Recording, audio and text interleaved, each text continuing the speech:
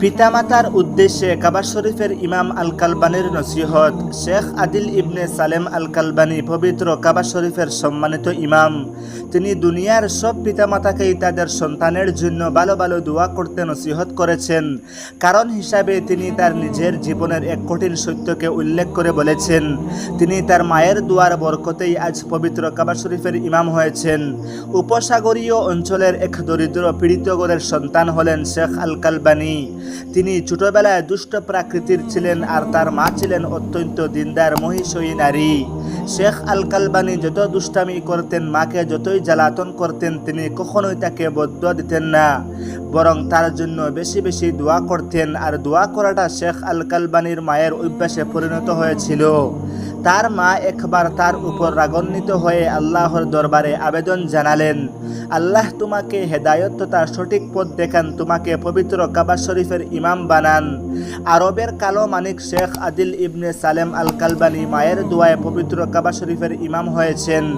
লন্ডনের এক স্মৃতিচরণ অনুষ্ঠানে তিনি এ তথ্য জানান এবং প্রিয় সন্তানের পিতামাতাদেরকে উদ্দেশ্য করে কাবা শরীফের সম্মানিত ইমাম বলেন, আপনার সন্তান যখন খারাপ আচরণ করবে তখন তাকে গালমন্দ বা অভিশাপ করবেন না, এতে মারাত্মক বিপর্যয় ঘটে যেতে পারে।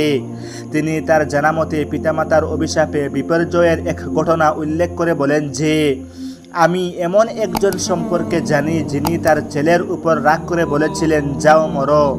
ওই ব্যক্তি তার একতার জন্য অত্যন্ত ব্যথিত হয়েছিলেন।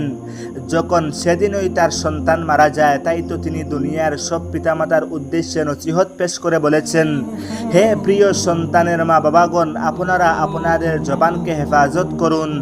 আপনার প্রিয় ছেলে মেয়ের জন্য উত্তম দোয়া করাকে নিজেদের অভ্যাসে পরিণত করুন। এমনকি আপনি যখন সন্তানের আচরণে অত্যন্ত ব্যথিত হন এবং রেগে যান, তখনও সন্তানের জন্য ভালো দোয়া করুন। শেখ আল কালবানি প্রিয় সন্তানের পিতামাতার উদ্দেশ্যে প্রিয় নবী সাল্লাল্লাহু আলাইহি ওয়াসাল্লামের একটি হাদিস উল্লেখ করেন। রাসূল সাল্লাল্লাহু আলাইহি ওয়াসাল্লাম ইরশাদ করেন, আল্লাহ তাআলা কখনো তিনটি দোয়াকে প্রত্যাখ্যান করেন না।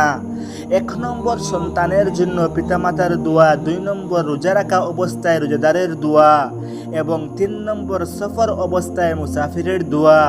পরিশেষে পবিত্র কাবা শরীফের ইমাম শেখ আদিল আল কালবানি মুসলমানদের উদ্দেশ্যে বলেছেন, যারা এই নসিহতগুলো মানুষের কাছে পৌঁছে দেবে, তিনি তাদের ব্যাপারে আল্লাহর দরবারে পরকালে নাজাতের জন্য দোয়া করবেন। এ নসিহত যেন সবার নাজাতের কারণ হয়ে যায়।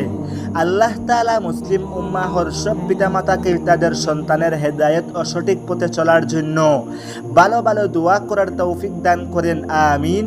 আজকের ভিডিওতে এতটুকু, পরবর্তী নতুন কোনো ভিডিওতে দেখা হবে। আসসালামু আলাইকুম ওয়া রাহমাতুল্লাহি ওয়া বারাকাতুহু।